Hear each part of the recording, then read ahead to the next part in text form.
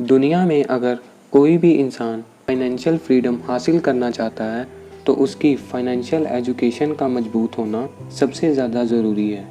और अगर financial free लोगों की एडवाइस को माना जाए तो फाइनेंशियल एजुकेशन को बढ़ाने का सबसे बढ़िया तरीका है फाइनेंस रिलेटेड बुक्स को पढ़ना। इसी कारण से इस टॉपिक पर बहुत सी बुक्स लिखी जाती हैं और अमेरिकन राइटर रॉबर्ट कियोसाकी द्वारा लिखी गई book rich dad poor dad भी उन्हीं किताबों में से एक है। कई लोग इसे पढ़कर अपने फाइनेंशियल एम्स तक पहुँचे हैं, इसीलिए इस बुक को फाइनेंशियल एजुकेशन के मामले में दुनिया की सबसे फेमस बुक्स में से एक माना गया है। और आज की इस वीडियो में हम इसी बुक की समरी आपके लिए लेके आए हैं।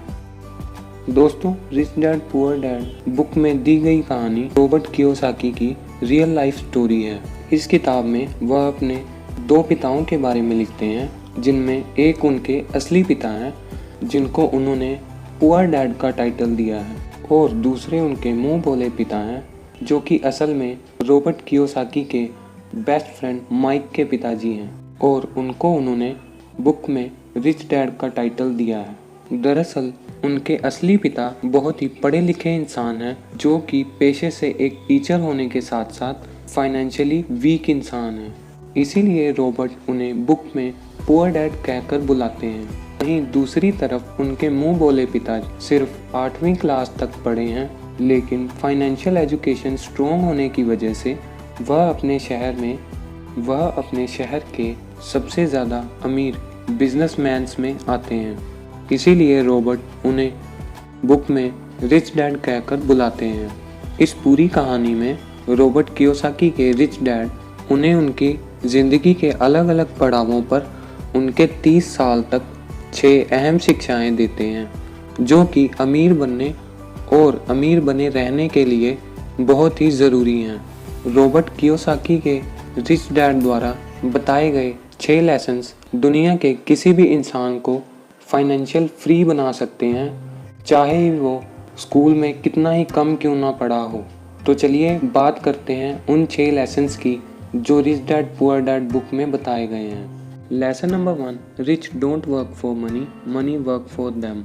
बुक में रॉबर्ट के रिच डैड बताते हैं कि दशकों से लोग एक विशेष प्रकार के सर्कल में फंसे हुए हैं जिसे वो रैट रेस कहकर बुलाते हैं। दरअसल दुनिया के ज़्यादातर लोगों की ज़िंदगी का मकसद अच्छे कॉलेज में पढ़ना और अच्छी नौकरी हासिल करना और शादी करना और ज़िंदगी भर घर और कार जैसी चीज़ों की EMI भरते रहना है। लोगों को इस बात का एहसास ही नहीं होता है कि इस तरह के लाइफस्टाइल में वह मेहनत तो सबसे ज़्यादा करते हैं, लेकिन उनकी मेहनत का फ़ायदा उन्हें नहीं बल्कि उनके बॉस को होता है। दरअसल बहुत से लोग इस रैट रेस का हिस्सा बनकर नाखुश भी होते हैं, फिर भी वह अपने मन के डर, रिस्क ना लेने की डिसेबिलिटी के कारण इस रैट रेस का हिस्सा बने रहते हैं और अपने बॉस के लिए नौकर की तरह काम करते रहते हैं और अपना बिजनेस स्टार्ट करने का रिस्क ही नहीं लेते हैं। दरअसल रिच डैड कहते हैं कि इंसान को सबसे पहले अपने डर को ख़त्म करना चाहिए और इस रैट रेस से बाहर निकलना चाहिए, और फिर कुछ ऐसा करना चाहिए जिसमें आप पैसे के लिए काम ना करें, आपका पैसा आपके लिए काम करे। Lesson number 2, saving money is more important then earning it. दोस्तों, दुनिया में आपको ऐसे बहुत से सिंगर, एक्टर और बहुत से स्पोर्ट्समैन देखने को मिलेंगे जो कि एक समय में तो बहुत अमीर हुआ करते थे, लेकिन आज उनके पास कुछ भी नहीं है।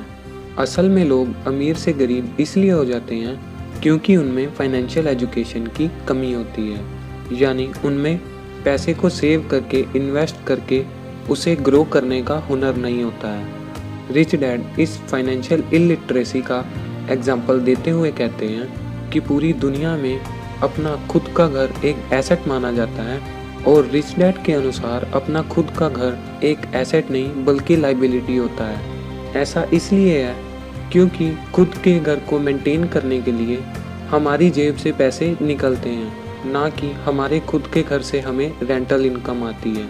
रिच डैड के अनुसार एसेट्स वो हैं जो आपके पैसे को ग्रो करें या फिर आपकी जेब में पैसे लाएं, जैसे कि real estate investing, stock investing, और म्यूचुअल फंड इन्वेस्टिंग। और रिच डैड के अनुसार लाइबिलिटीज़ वो हैं जो आपकी जेब से पैसे निकलवाती हैं, जैसे कि आपका खुद का घर। अगर आप अपने खुद के घर की ईएमआईज़ भर रहे हैं तो वो ईएमआईज़ आपके जेब से पैसा निकलवा रहे हैं, जिससे कि वह आपके लिए एसेट नहीं लाइबिलिटी साबित होता है।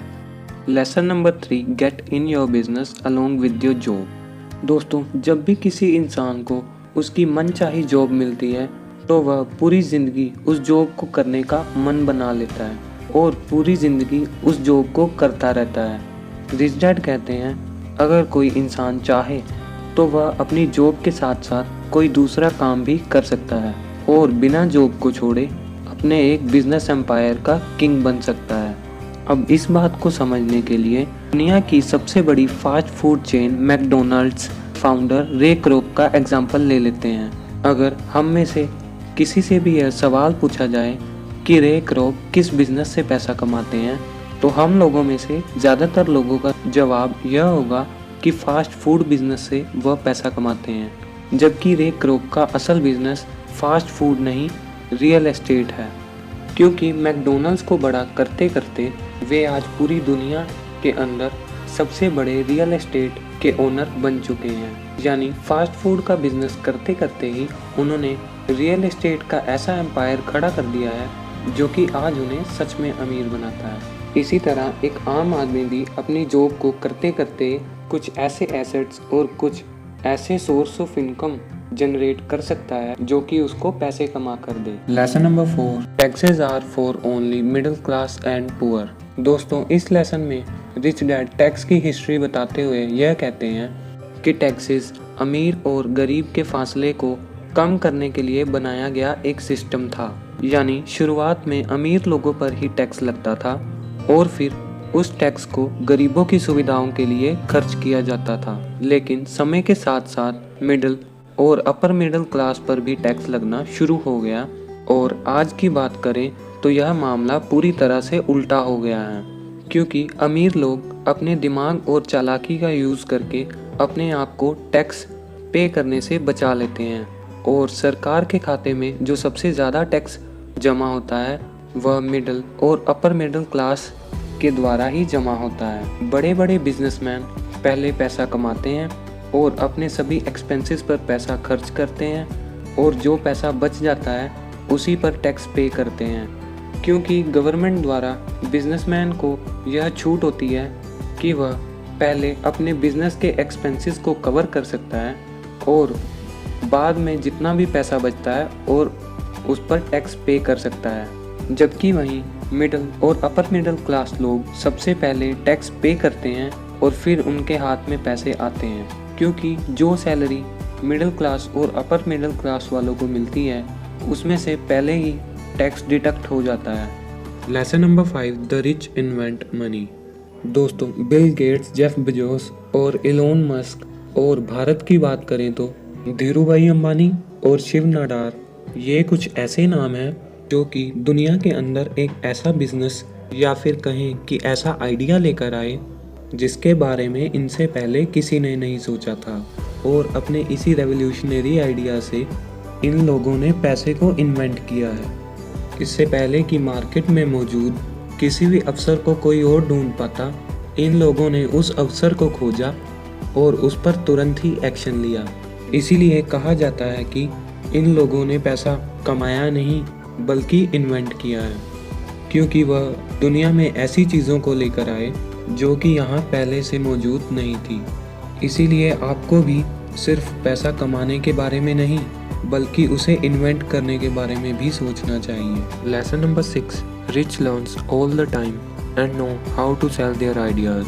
दोस्तों, अमेरिका में ना जाने ही कितने ऐसे लोग हैं जो कि मैकडोनल्ड्स के ही प्राइस में उससे कहीं ज़्यादा बेहतर बर्गर बनाकर बेचते हैं, लेकिन किसी अपने प्रोडक्ट या आइडिया को किसी बड़े स्तर पर कैसे बेचा जाता है इसकी समझ हर एक इंसान को नहीं होती।